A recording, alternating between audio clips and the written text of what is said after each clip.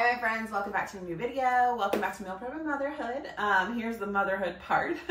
So this was another video that I asked the community like what you wanted. And prepping for a C-section is really important to me. I've had two now.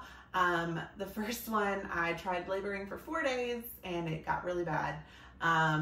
There's a lot more to that story. If you want it, just comment down below and I can do a whole thing on it for my first C-section. Second one was this one, super easy, super simple, and I can go through all that. I'm just gonna talk about prepping for it today, but comment down below, like, comment, subscribe, all the things, but comment down below if you wanna hear more, because I would love to tell more of that story if that's something everybody's interested in.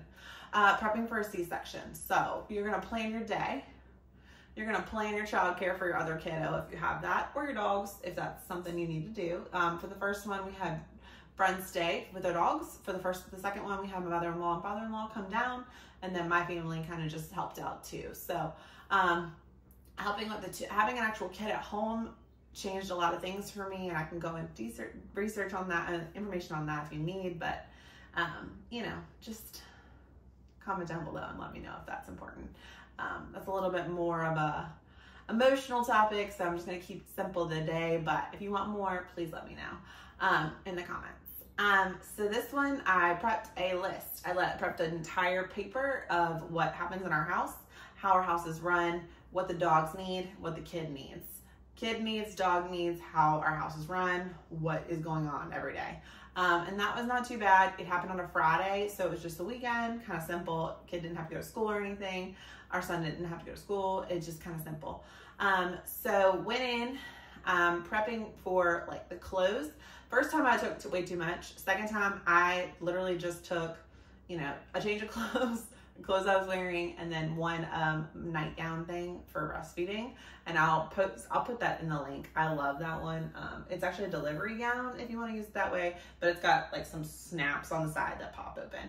Also brought my breastfeeding sports bras, just some comfortable clothes that I knew I could actually wear. Leaving the hospital, still wearing my postpartum, my like pregnancy leggings, you know, that kind of thing. So just be prepared that you are gonna look pregnant when you leave. Don't think you're not. So you need to be prepped for that. The one thing I did do was a little odd is I actually brought my slippers. The lady kind of mentioned that this time and she was like, don't forget your slippers. And I was like, oh, that's a great idea. So I did have my slippers, and the day that I felt like walking around the actual like unit, I wore my slippers. And actually I had worn flip-flops there because it was 60 degrees. And then when I went to leave, it was super cold. So I ended up wearing my slippers. So do bring shoes that are appropriate. It is really hard when you're pregnant to know how swollen you're gonna be before, after, that, during, all those. So the slippers were actually really nice because I could they kind of like waved with my feet. I found that my Hey Dudes were a little tight on my feet. I do have a size 9 upstairs instead of the size 8 that I normally wear. And I could have grabbed those, but I just wanted something simple. So I had slippers and flip-flops and that was it. Also knew my husband was gonna be coming back and forth. So I didn't like stress about like, oh, I need this, I need that, I need this. So, you know, make it simple. I did bring all of my night stuff. I brought my contacts, my glasses, and like my entire, Coco Kind, which is now at Walmart, face stuff. So I did bring that. I brought shower stuff because you will shower. The first day I did forget to bring shampoo, so I had to use baby shampoo. Not a big deal. My husband brought it down the second day, so not a big deal. Just kind of go with the flow though too. Know that like they really do have everything you need there. They have food. Ours had food. Ours had snacks. Ours always had water. Constantly drinking water. I did have my family bring food in. Their food was good. It just wasn't the best. So kind of be prepared. Kind of have a backup plan. Like if the food's good, sweet. If it's not that great, then have a backup plan about who's going to help you. We're now past COVID, so it's kind of nice because people could actually come to the hospital. The first time I had my son, nobody could come in. It was just my husband.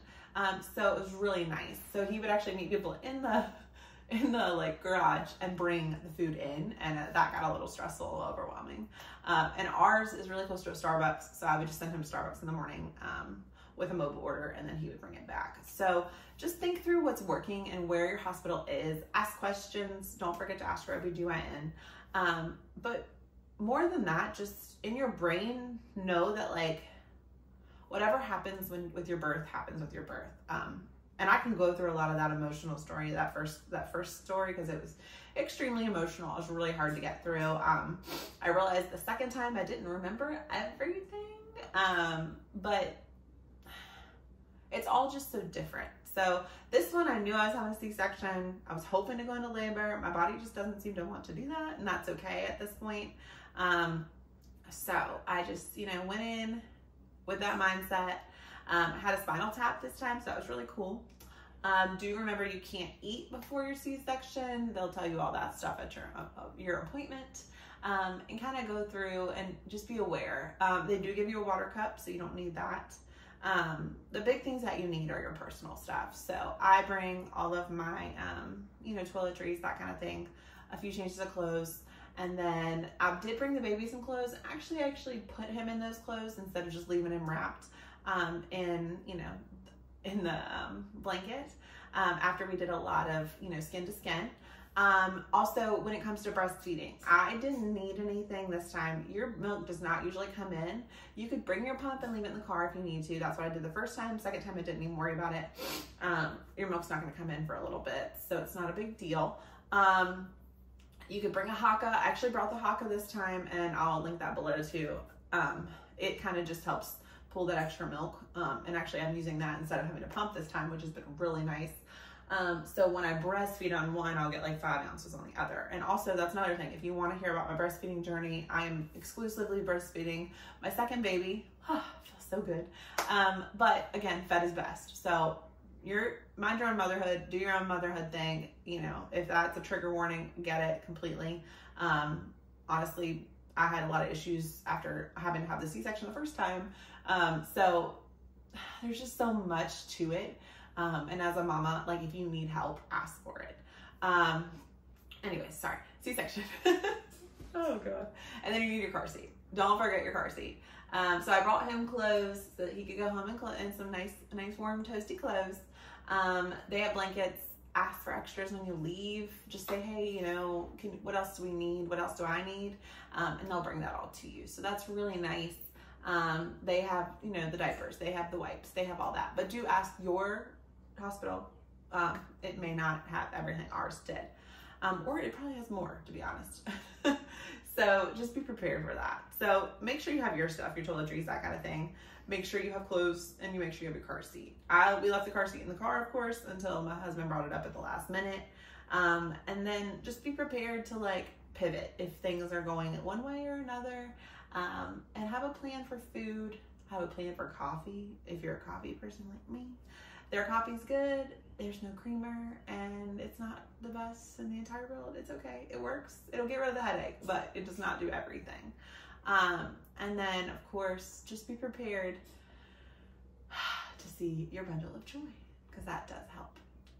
Friends, every birth is different and every kid is different. I am learning that well right now. So if you would like more information about that, comment down below and I'll do some more videos. Anything specific you're like, oh, I want to know about that, just let me know. I would love to know what works best for you. And if you have any questions or concerns, again, reach out. I'm here.